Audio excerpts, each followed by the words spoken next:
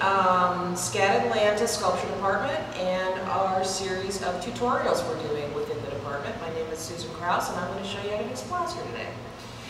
When you mix plaster, you want to remember that it is a chemical reaction, so you always want to keep it in a container and not apply it to the body is the first thing that we want to talk about. And I'm going to show you a very simple way to mix plaster accurately every time you use it. That way you're not wasting it, and you're also getting the relationship of water to plaster correct so that it is strong and you can use it for a variety of uses. First, you want to get yourself some water in a container. The water should be low, just like getting in the bathtub. If you fill it to the top and get in, there's a certain amount of displacement that occurs, and with that displacement, you will have problems. So you always want to mix less than you think you might need, which will probably turn out to be the best amount. And you can always mix more and add it to it while it is still wet. And we'll talk about the difference between wet plaster, set plaster, and dry plaster.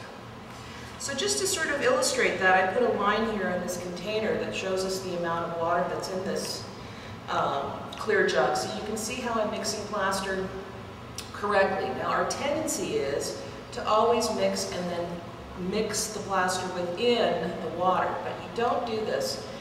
You actually just apply it directly by sprinkling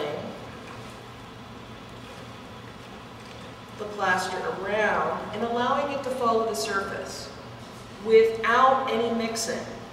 This way you can tell the correct proportions of water to plaster.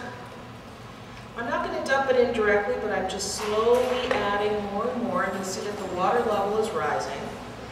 And in conjunction with that, there are some small islands developing, which means that the plaster is starting to collect. So you can probably see that there's some small islands. And there's a little bit of water tension on the surface, so you can continue to add a little bit more plaster on the corners, not where you have the island, until you sort of see a little bit of a textural surface underneath the water. Once you've mixed that, you want to allow the powder plaster to go ahead and get saturated by the water. And once that's done, you can mix it without any trouble with your hand. You have no lumps, no bumps, and you always have the accurate amount of plaster to water mixture. If you're not sure about that, once you put your hand in and start to mix it, you can feel that you don't have any lumps and bumps. And when you raise your hand out of the plaster mixture, you're going to notice that you can see some folds of the hand, but you're not going to be seeing any skin color. So this is the perfect mixture for plaster.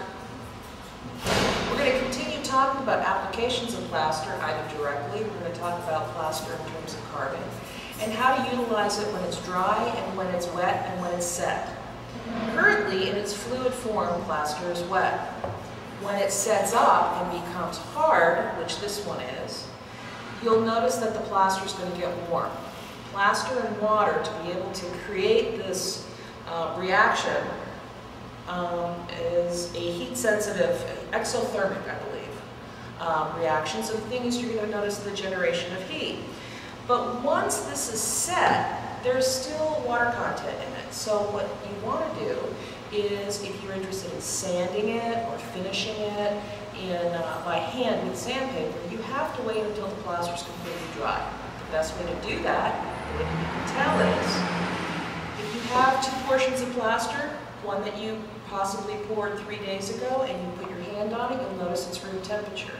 If you put your hand on it and it feels cold, there's still a certain amount of water in there and you want to wait for that before sanding.